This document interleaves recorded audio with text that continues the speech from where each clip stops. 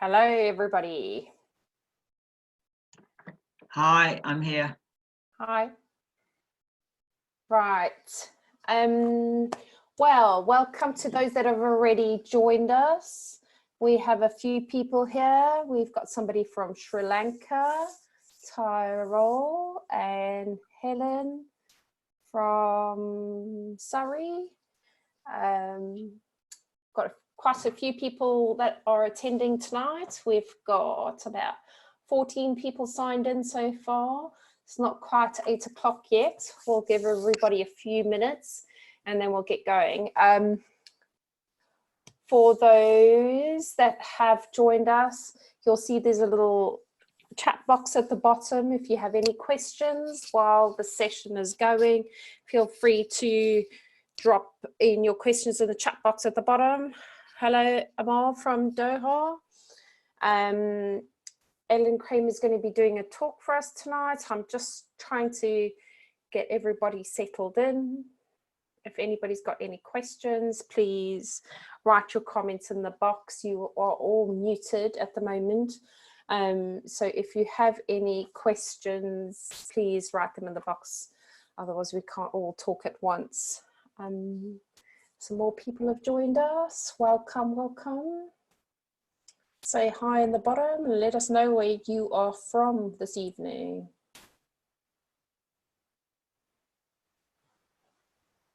That's fine if you can't stay for the whole session. We will be sending out a copy of this to all registered parties afterwards.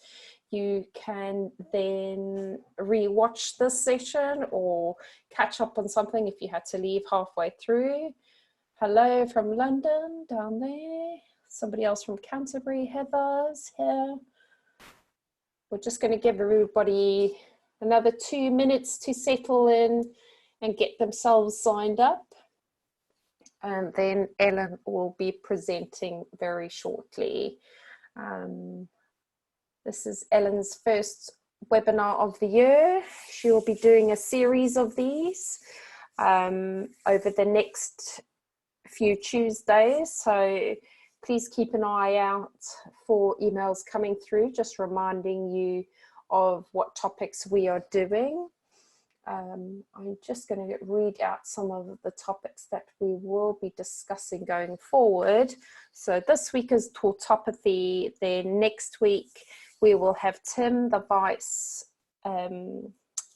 Principal of the College of Homeopathy. He will be doing a talk on childhood illnesses. Then on the 18th, which is the following Tuesday, Ellen will be doing another one on tautopathic remedies. Tonight is just about tautopathy in a whole. Then after that, we're doing 5 elements and organ support, and we've got some of the other tutors doing talks on cancer. So just let us know where you're from in the little chat box at the bottom, and we'll be starting in the next minute or so. I'm just going to run through a bit of housekeeping with you guys while you settle in. Hi, who's put their hand up? Catherine, hi Catherine. If you have any questions, just pop your questions in the bottom in the chat box. But how it's going to work is, my name is Tanya Kent, and I am the technical person for the college. My background is I studied homeopathy many years ago in South Africa, and then I came to England, and now I help the college with all their tech issues around anything to do with the business. Ellen Kramer, who is the principal of the college, will be talking to you guys tonight about tautopathic methods, and she is going to be leading this in the next minute or so. So I think most people are in the room now, and I am going to be handing over to Ellen. Ellen, are you there? Yes, I'm here. Hello. Good evening to everyone, and those who are on the other side of the world. It's possibly good morning to you. Ellen, do you want to just put your camera on so we can see you? Right. Ellen's going to be doing a talk for about 30 minutes. I'm going to give her a 5-minute warning when her time is up. And then at the end, we will open it up to any questions. You are free to type in your questions as they come up throughout the talk. You don't have to sit on it the whole time, and then I will accumulate questions towards the end and I'll ask Ellen the questions and she'll reply to you. We've got about 26 people in counting registered that are alive on the chat with us. So if we had everybody talking at once, we wouldn't be able to hear anything. So if you'd like I said, if you have any questions, there's a chat box at the bottom. Just simply type in your question and we will try to get that answered for you. But for now, I'm going to hand over to Ellen. Okay, good evening. My name's Ellen Kramer and I run the College of Practical Homeopathy. I was the designer of the course, and I'd like to say without the support of Tony Farley, this wouldn't have happened. So I'd like to remember him and say thank you for him for helping to give this course the structure. What's really nice is being with the homeopathic practical community, because we're on the same hymn book. And I'm a great fan of methodologies because they actually help us to apply homeopathy in the right way for our patients. And tautopathy is a great method because it is a fact of life. When you're looking at patients, when they come to clinic, they're going to arrive with all kinds of drugs and the problems that those drugs bring with them. So tautopathy means the same. It's about applying a remedy made from the toxins, the drugs that have affected the patient in some way. In student clinic, we use this method all the time because without it, we can't do our detoxes, support patients who come to you who want to reduce the drugs that they're on. The first time I really came across this. I trained at the Practical College. We discussed methodologies. Somebody brushed through tautopathics, and then I was left thinking, well, yeah, that's interesting. But when I started practice in Romford, I made the mistake of telling a patient to bring the drugs they were on. And he arrived with 15 different drugs. And every symptom he had was related to that drug. So it's a little bit like a jigsaw puzzle, unraveling what's going on. We don't have time to go through all the notes in depth on tautopathy, so I just want to give you an overview and a guide on tautopathy.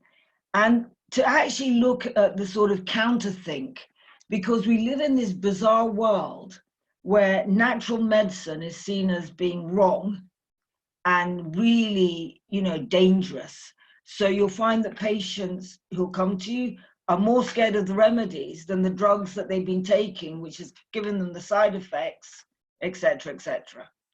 So tautopathy allows you to begin to make sense of what is happening to your patient and where the symptoms are coming from.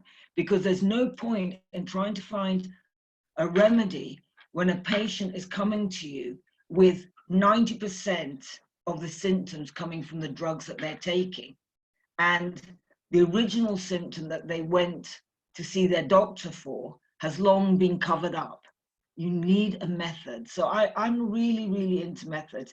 If you're doing the CPH training, you'll notice that in your assignments, we ask you to look at the drugs, take down the drug side effects. And I really encourage you, whether you're training at CPH, whether you're new to homeopathy, etc., etc., you've got to be a detective and try to work out the cause of those symptoms.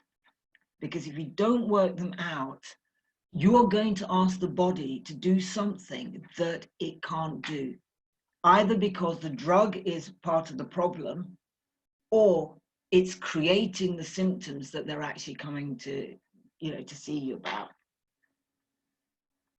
Now, the other thing that patients do is they may have accumulated 5, 6, or 7 drugs. I know that by the time my father-in-law died, he was on 21 different drugs. And he had forgotten why he was on all those drugs. He was so muddled, so fuddled, and in fact, his kidneys packed up. So that's actually what killed him in the end, was the amount of drugs that he was on. Okay, so your drugs are very, very powerful. They're designed to overrule what the body does naturally, which is to heal itself. So you need to take down all the drug side effects. When a patient comes, you want a list of those drug side effects. The second thing that's important, you need to get Susie Cohen's book, Drug Muggers, because drug muggers will tell you what each drug is taking out of the body. And you need to understand that, because when a drug is depleting the body of nutrition, you've got to support the body to put that back. So if a drug's like a statin is taking CoQ10 out of the system, they can't suddenly stop the drug, and they need support with CoQ10. So these are the things that modern homeopaths have to look at. Otherwise, you will get lost and you're going to give up. The days, unless you want to join me in Ghana at the Ghana Homeopathy Project, seeing good, healthy constitution, those days in London, if you're practicing in London, are over.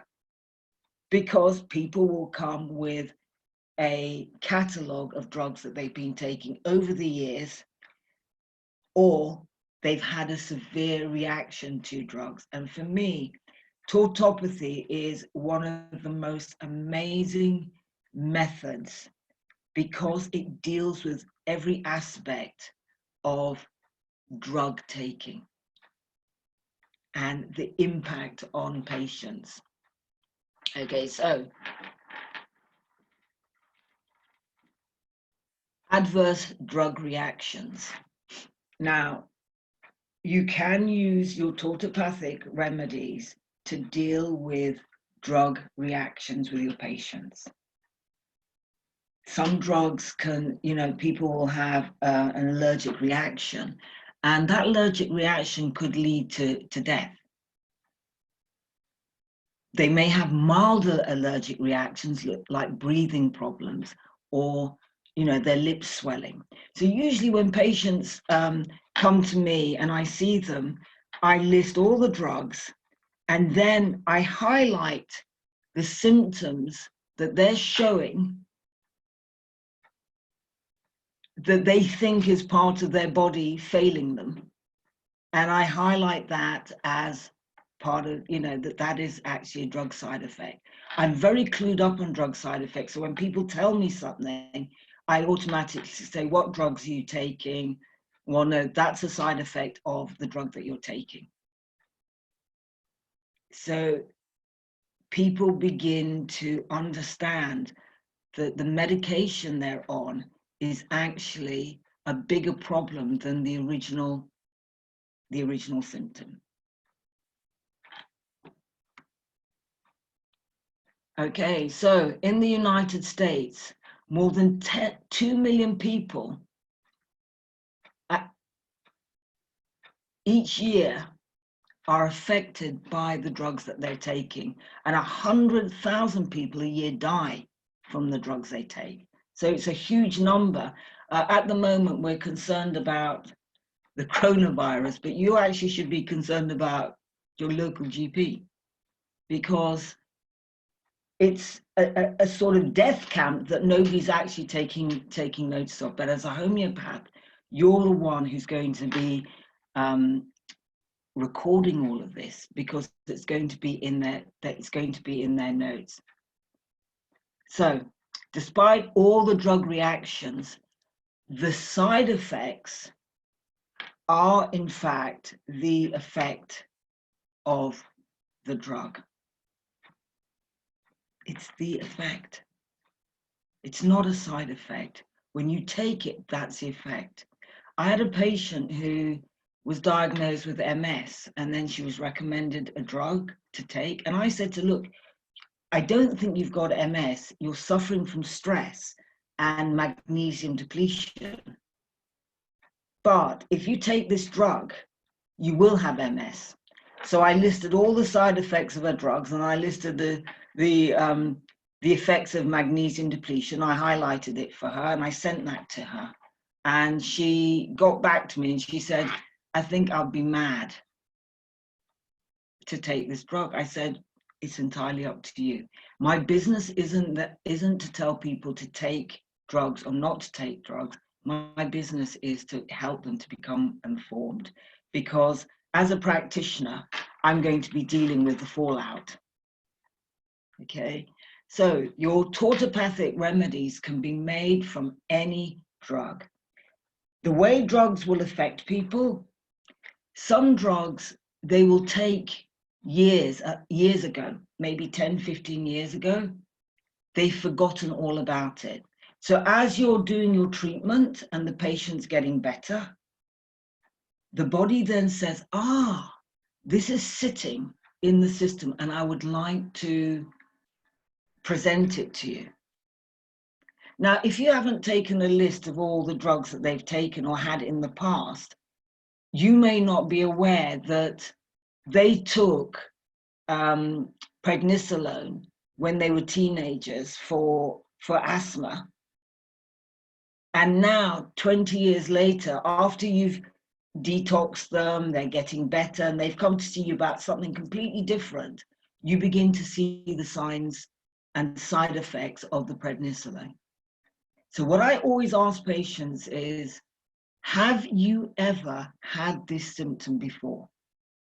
Because that gets them thinking back to when they did experience a possible side effect of a drug. And sometimes people say to me, oh yeah, I remember when I took Prozac, I became really agitated and anxious and really fearful. And I'll say, well, yeah, so now you're doing the side effects of Prozac, and people just don't believe me, like, well, it's 10 years ago.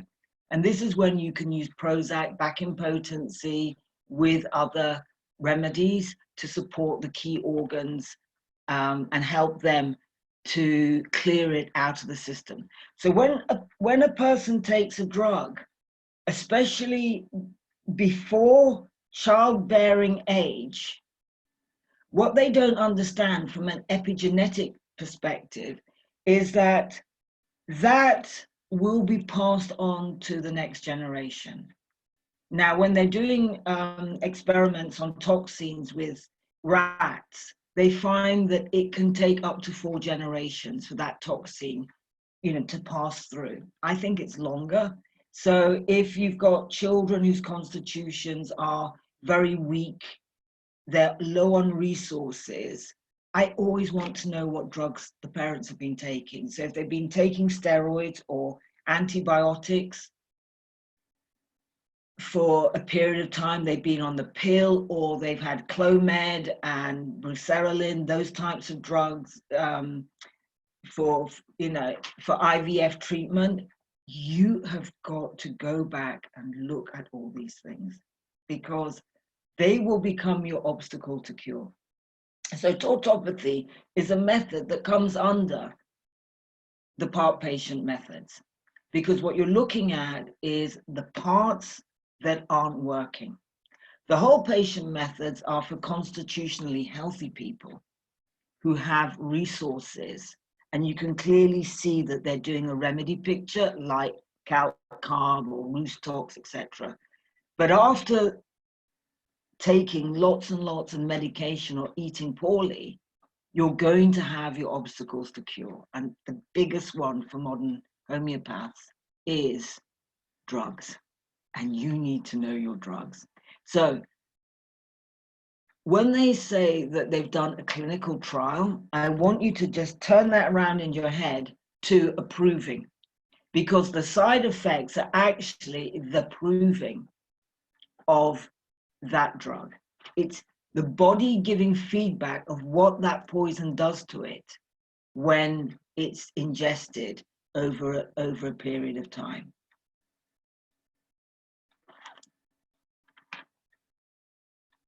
So at this point, I was just about to say, has anybody got any questions? But hey, you're going to be giving me those questions afterwards.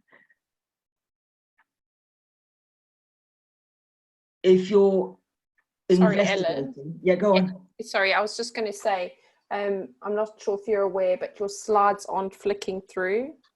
Oh, no. Okay, sorry. Okay.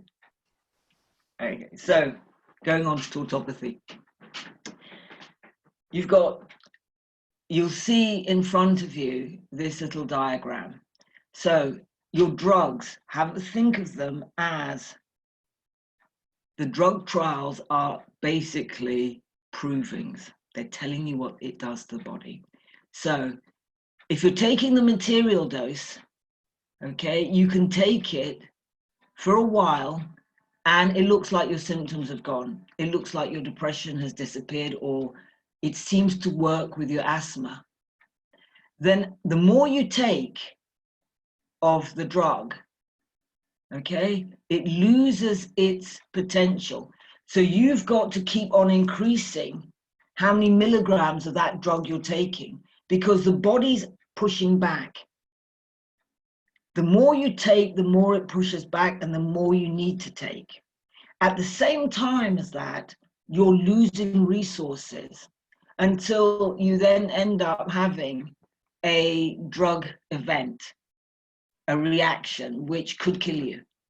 Now, from a tautopathic perspective, when you're using the drug in homeopathic potency, you're having a conversation. This is just the energetic signature of that toxin. It has a vibrational rate. And when the body meets the cause of those symptoms, i.e. they took the drug, they ended up with tachycardia, you've tried different remedies for tachycardia, and then you think, you know what, I need to use the drug back in potency. When you use it back in potency, the body understands the cause was this drug, you're using it back in potency, it knows how to clear it out. And this is what your drug detoxing is doing. It's supporting the body to actually eliminate the drug from the body, because I'm not sure if you're aware that people can build this up and in the system, and that's what can often lead to an adverse drug event. So your tautopathic remedies will stimulate the vitality to begin to heal and clear out the drug. So you can use it for drug withdrawal. It's the best method I know for getting people off very difficult drugs like diazepam, the ones that are very, very addictive. Giving them back the diazepam back in potency helps patients to withdraw without all the effects that you get from withdrawal. The same with things like heroin. If people have been taking these types of drugs, even though they've stopped, and that's, I'm just going on to the recreational drugs, they may have not taken those recreational drugs for 20 years. And they may come and see you as a practitioner, and they start healing. So I'll give you an example. A student came and she said to me, a friend of hers, her husband couldn't sleep. So she gave him a combination remedy of Avena sativa, Passiflora, Nux vomica, and something else in it. And he took it and he did start to sleep. But then he had this terrible reaction where he didn't sleep for days. And she said to me, I think that the remedies caused this. And I said, no, remedies don't cause anything. It's already there in the system. Go back and ask him if he's ever had this experience before. So when she asked him, he said, it reminds me of when I was taking cocaine. I couldn't sleep. So I said, so you know what, you've been detoxing him. And now the real cause of the problem is back. So we've got to give cocaine back in potency if you want him to start sleeping normally. Can you see how tautopathy is very, very important in terms of clearing drug toxicity out of the symptom? So you can use the tautopathy for drug withdrawal. You can use tautopathy if a symptom appears that belongs to the drug. So you're trundling along, your patient's getting really well, they feel fantastic, and bam, these bizarre symptoms appear. And the first thing people say is, oh, the remedy caused that. Remedies don't cause symptoms. It's there. There is something in the system that the body has the vitality to reveal, because all your remedies are going to do is have a conversation and support the patient to get better. So that's how you can use the tautopathy. The other thing that you'll find in practice is a lot of patients will arrive with a host of drugs and they are actually desperate to come off.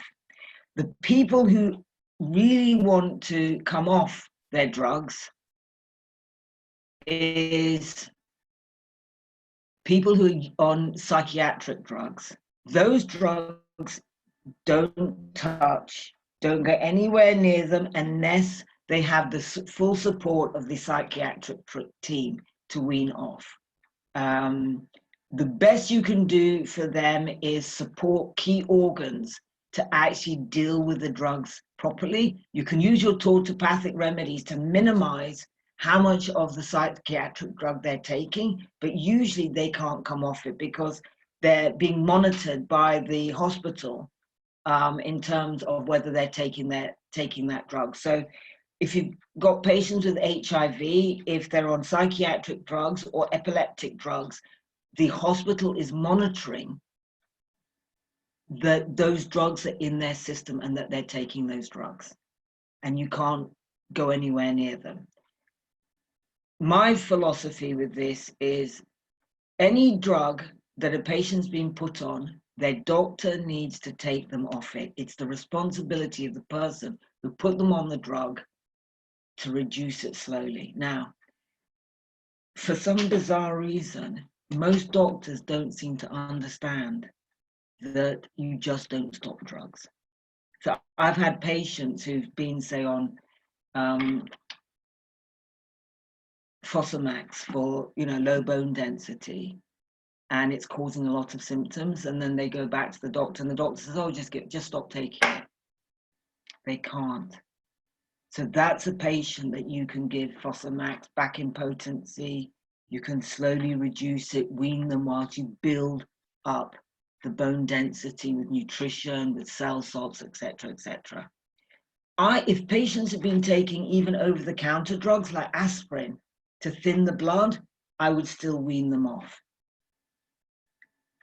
The pill, if they're on the pill and they've got an alternative contraceptive system, I would still reduce that pill and wean them off and keep doing a drug detox, which is normally the main remedies that deal with supporting the liver and the kidneys, because that's where your drugs have the biggest impact, is the kidneys and the liver. So big remedies, like, to me, number one remedy is Nux vomica. In the old days, you could just do the tautopathic remedy on its own, and people had the resources to come off them. But modern patients just don't. They need help. They need organ support to help them with their drug detoxes. I make sure, and I think if you're using our case format for patients, we do say that you're not to come off your drugs just like that, because it's a big problem if they do. The worst drugs to come off suddenly like that are things like cortisone, thyroid medication, because these are regulating and affecting different glandular systems. So it's having a big impact on the whole body. So don't do that suddenly. It's got to be a slow process with the consent of the GP. Sadly, you will get some patients who say that they're desperate to come off. Their GP doesn't want to take them off it. Can you help? Now, those patients need to sign a consent form that this is what they want. They want help with this. And I don't know any other system of medicine that can do what homeopathy can do in terms of alleviating people from drug side effects, helping in the weaning process, helping people on, recreational drugs, clearing out drugs from the next generation, because you can have children who are in fact expressing the side effects of the drugs their parents took around conception. And you'll see this with recreational drugs like cocaine. You'll see it with, heroin. So we know that it has a big impact. If the mother's been drinking a lot of alcohol through pregnancy, this is going to have a big impact on the child. You can use alcohol back in potency to support the patient. So no rapid withdrawal. It's a slow process for patients. And the best way is when the GP is reducing everything milligram by milligram to get them off, whilst you are building up the patient's resources to do it. Now, just very, very quickly, because I think we've more or less come to the end. I figured out my my notes. So drugs are big business. There's no incentive to heal anybody. As you can see on the counter thing, good thing we own all the lifeboats, and this is the AIDS patients drowning in the sea of drugs, because it's thing. And then, my final picture is those who go to big pharma are all sick and unhealthy. They never get well. But those who eat natural foods do it the way it was always intended, that the body was the healer. You can maintain your vitality and your health right the way and die healthy instead of waiting in God's waiting room. It's quite shocking how many drugs they can have the elderly on. And as I'm heading down that route of the elderly, where people look at you, doctors look and they think, well, come in for a test, and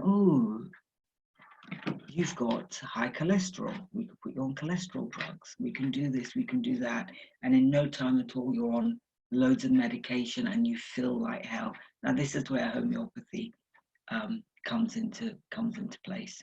You can use your drugs. If they're coming to you with more than one drug, they come to you with about 7 or 8 drugs. You can go reduce or support them to come off the drugs that were given to the patient to cover up the side effects of the drug that they had before. So this is what often happens to patients. You've got asthma, you see your doctor, they give you a steroid. Then after a few years, you begin to feel depressed, but you don't realize that depression is a side effect of the steroids. Then they give you an antidepressant. Then you find yourself becoming fatter and fatter. And the next thing you know, you've got type 2 diabetes, and you're now on metformin because you've got type 2 diabetes. Your blood pressure has now gone up, so you've now acquired a blood pressure medication. And the asthma is getting worse and worse, so you're needing more and more steroids. But you've also got allergy problems now because you've got lots and lots of hay fever, and you've got allergies to dust, to dog hair, to lemons, and it goes on like that. So the next thing you know, you're taking all this medication. As a practitioner, you've got to sit back and work out the drugs that are least important that you can deal with, like the antihistamines. So all of this is given to cover up the side effects of cortisone, but you still haven't looked at the asthma, which actually started after their mother died. So they had a major shock and grief and trauma. They got asthma, they had cortisone. 15 years later, they're now on a host of drugs.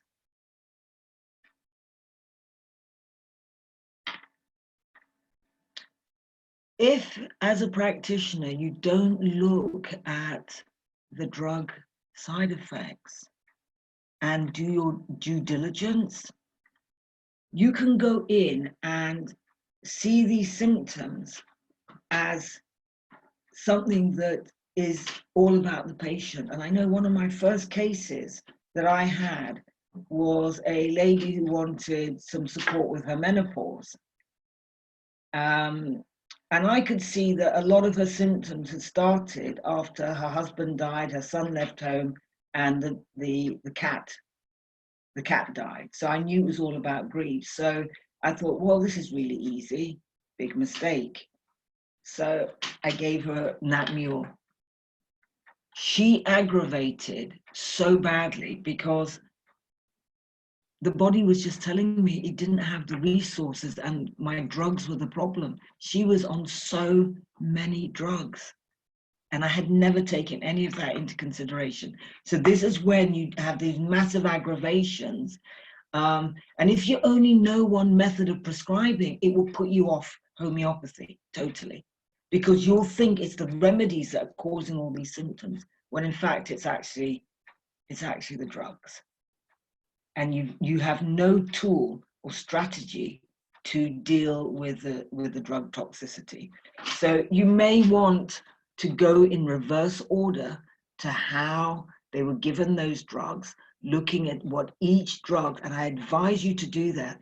Get Susie Cohen's book on drug muggers. There are some websites as well that will tell you what the drugs are mugging from the body, and then try to support the patient to get that back. What people don't know about drugs is that they kill all the gut flora. So they basically destroy your digestive system. The worst drugs for this are antibiotics and proton pumps. So when I see antibiotics and proton pumps, or if I see patients who've been buying over-the-counter antacids, you know that they're going to be starving on a cellular level and be contaminated with things like aluminium. Now, a lot of drugs are heavily laced with aluminium because that's one of the drying agents that they use. So before you start on this journey, you've got to make an assessment at how strong the patient's constitution is. So if you're looking at a family history full of cancer, diabetes, strokes, heart attack, you've got a poor constitution sitting in front of you. And you've got to start where the patient can, with what the patient can work with. And it may be before you even start detoxing or doing anything, you've got to do cell salts and nutrition. They just don't have the resources to do anything else other than that. Cell salts and nutrition. That's my favorite strategy. Sorry, Ellen, 5 minutes. Okay, so I think I've more or less covered everything that you're going to need very briefly in terms of reducing and supporting patients to make sense of all their symptoms, because a lot of the time they don't really know why they're on so many drugs, especially the elderly. When they're on about 5 or 6, you see 80-year-olds who are on about 7 or 8 drugs. Their minds are fuddled, and everyone says, oh, they've got dementia, but actually they've got a drug problem, because the more drugs they take, the more muddled, the more fuddled that they become. So always get your patients to go back to the doctor and ask their doctor, why am I on this drug? Do I need to be on it? And if I don't need to be on it, how do you reduce it for me? Can we reduce it slowly over a period of time? If their GP won't do that, then make sure you get them to sign a consent form that they are taking full responsibility for drug withdrawal. But do it very, very slowly. All the guidelines and support for all of this, it's in my book on methodologies, and it's also in your notes. Okay. Right. So thank you, Ellen. That was really insightful. We've already got a few questions. If anybody else has got any questions, please fire away. Ellen, the first question that was asked was, do the bowel nosoids count as tautopathy? No. No. They don't count as tautopathy. They are part of the nosodes. You know, that's tissue, diseased tissue that's been potentized, because all the bowel nosodes are actually the pathogens. It's what Patterson and Bach saw when people were ill. So when you see a large amount of Proteus or Gertner in the stools, then you know that the beneficial bacteria, the ratio of beneficial bacteria and pathogenic bacteria is out of balance. So that belongs to the nosodes like carcinosin, medarhinum, serinum, etc., etc. They're not tautopathy. Okay, so there's 2 more questions. First one is, how should we make a tautopathic remedy with Solus machine? What I do is, anybody who walks through the door with a drug, I ask them for it. And then I take, you know, those little vials you can buy from the homeopathic supply company, a set of 100, you know, a little box of 100 with little vials. You just put the pilus in, you number it, you copy the drug to it, you label it well, and then you start making your drug list. Make your drug list straight away. So if they've come in and you've copied prednisolone, say prednisolone, steroid for you know, anti-inflammatory. So you know what that's for. But in your drug list, if you're starting this from scratch, because I really regret not doing this from scratch, is you write down a little bit of the side effects. Now, in your studies, you will find that you're busy writing down drug side effects. That's not wasted. You could actually add those things to your therapeutics book. You can also add it to your drugs list. So my advice is, any drug any human being has ever been that comes to see you, grab it, potentize it, put it in your little vials, tighten the lid, you know, so it's really tight. If you're going to use alcohol, especially make sure it's very tight so it doesn't evaporate.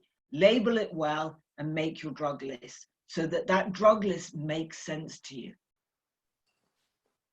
Okay. What potency is most useful? Daily dose, question mark? Now, it really depends on what you want to achieve, you know, for your patients. I use LM potencies for my drug detoxes, or to clear drug toxicity out of the system that's been sitting there. So if they've had a, you know, reaction, you know, you've given them a remedy and you can see that all the side effects of Prozac is coming out, then I would more than likely do Nux vomica, Prozac, and whatever other indicated remedy that comes up with that, drug side effect, whether it's arsenicum or adrenaline, etc., I would do that in an LM. But if my patient wanted to wean off a drug, I'm more likely to go and start with a 12C or a 30C. So what I would do is on Monday, they take their 10 milligrams a day. So they take 5 in the morning, 5 in the evening. On the Tuesday, they would take the tautopathic equivalent morning and night. On a Wednesday, the drug. So they would do it that way as a way of weaning. And I would generally tend to use C potencies for that. Okay. What about drugs such as post-cancer tamoxifen? Tamoxifen.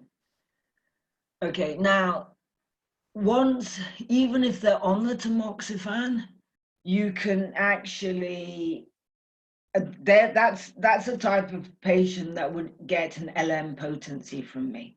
So I would more than likely use Nux vomica, chelidonium, carcinosin, tamoxifen back in potency in an LM potency, and I would give that back to them in a once daily, but in LM. To make this easier for them, you can use cruciferous vegetables like broccoli, because broccoli actually clears synthetic hormones out of the system more effectively than tamoxifen without the side effects. The other thing when you're dealing with tautopathics is supporting the liver to produce glutathione, because it's the glutathione that actually helps the liver to detox and keeps the body healthy.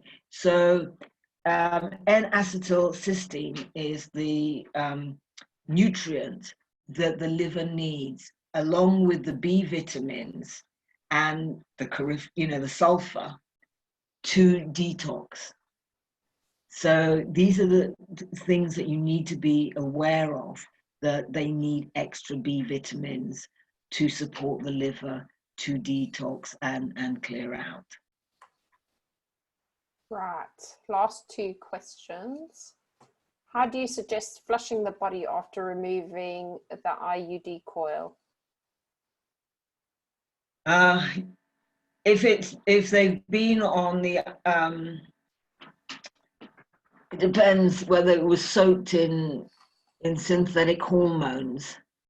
If it was soaked in synthetic hormones, I would just do a simple detox with Nux, Carc, progesterone.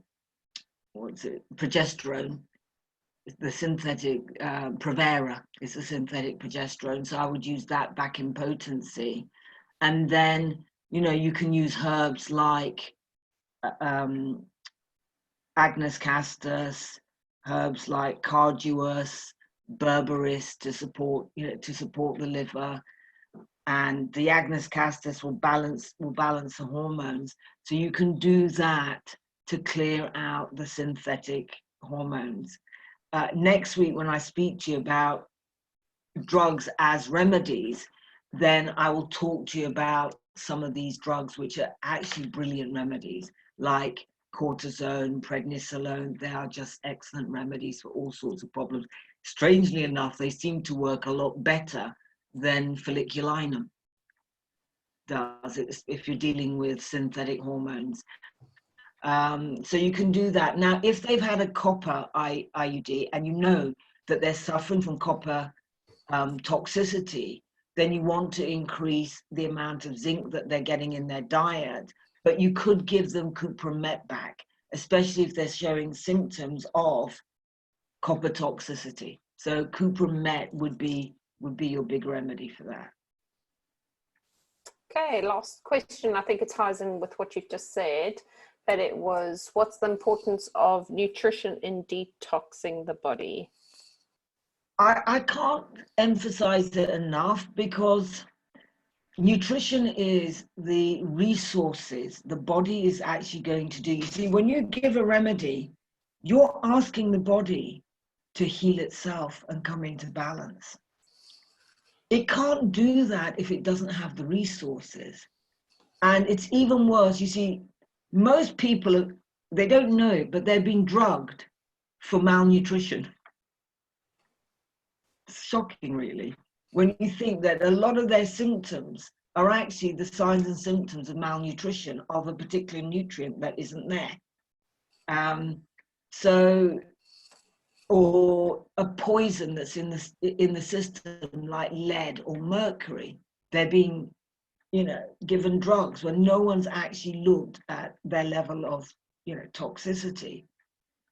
You need resources. So getting the patient to, absorb the essential minerals and nutrients is crucial for modern patients. They can't do it on their own without it. And as I said earlier, that for some patients, they're so depleted that the best you can do for them is give them cell salts and support key organs. So one of my favorite combinations is Narayani Digestion Special.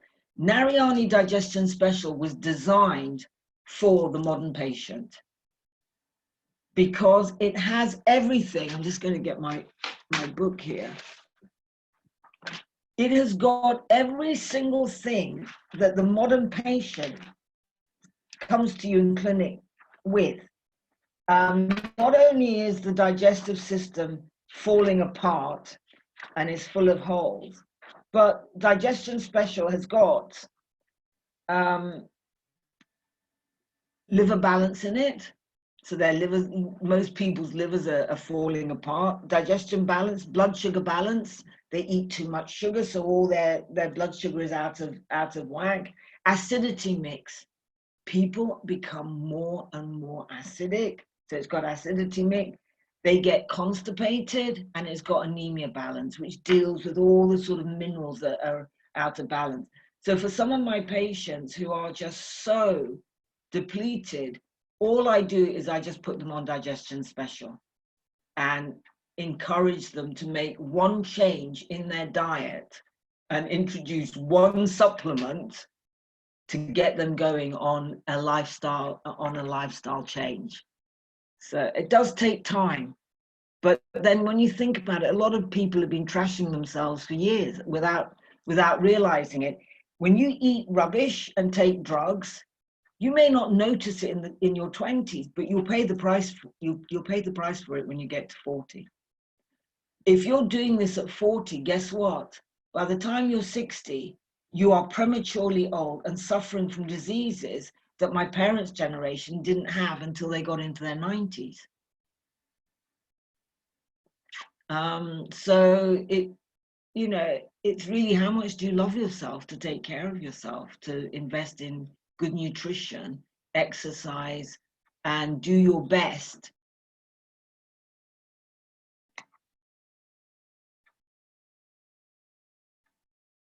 Is that it, Tanya? Sorry, yep, sorry. I was just going through the questions. Yep. So that is all the questions, unless anybody else has any, but I think we have answered most of them. I hope everybody enjoyed that. Thank you very much, Ellen. And we will, I'm just going to quickly go through what we have for next week. I think you're on next week, aren't you? No, it's the week after, the 18th. Oh, the week after, but next week we've got Tim on childhood illnesses, and he will be leading us on that, same time, same place. And once we've edited this recording, I'll send out a link to this recording, and all Ellen's lovely notes will be attached to that with a bit more elaborate detail. You'll also get a little thank you voucher, and you can download one of the tautopathic books that Ellen's written.